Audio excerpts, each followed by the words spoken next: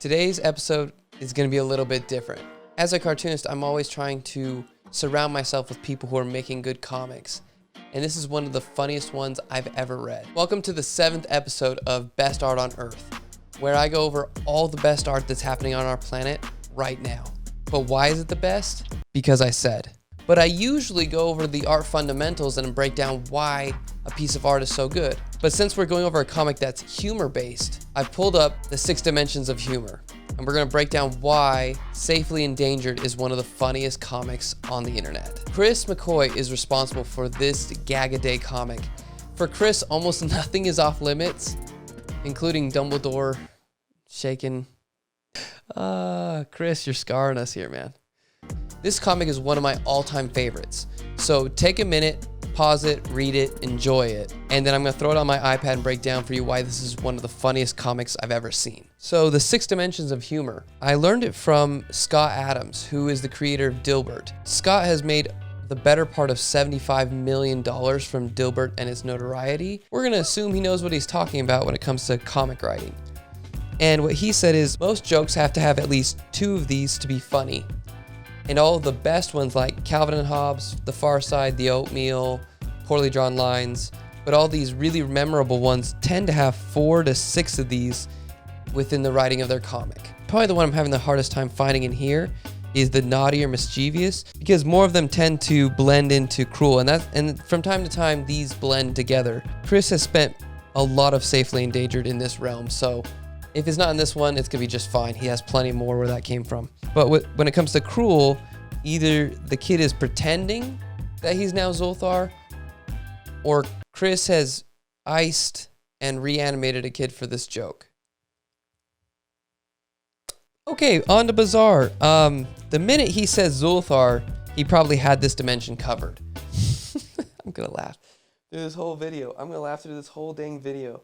Just the whole premise that a son has been reanimated and is now possessed by something. Again, totally bizarre situation. This isn't something that the normal person deals with, so that's why it lands in bizarre. Recognizable and relatable.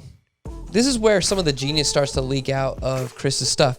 Almost every panel is relatable. Father telling his son it's time for dinner. The son going through a phase. The dad ignoring the phase or trying to brush off whatever the son's going through, not to embarrass them or to upset them, and then having your mood improve when you find out it's like taco or pizza night. Every one of these is relatable. Next we have cute.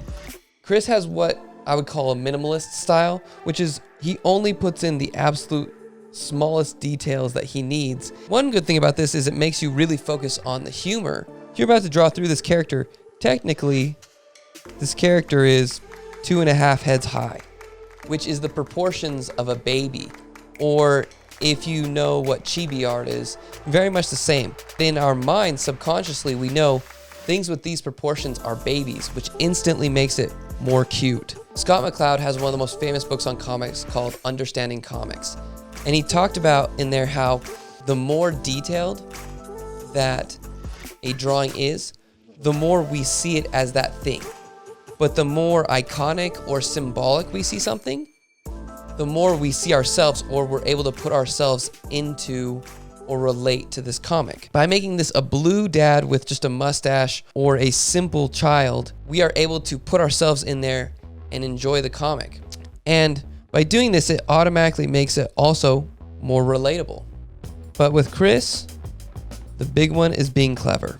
Almost every Safely Endangered comic will start you down a path, set your expectations, and then on the last frame, will basically run you off a cliff. And usually it's like the last frame where everything just goes off the rails. But with this one, it's literally every single panel. Every single panel is trying to outdo the next one. Instead of trying to do 3 setups and a punchline, so what he did here was setup, punchline, punchline, punchline. Go back to when you were in school and imagine if you'd walked in and seen this drawn on board, just these 2.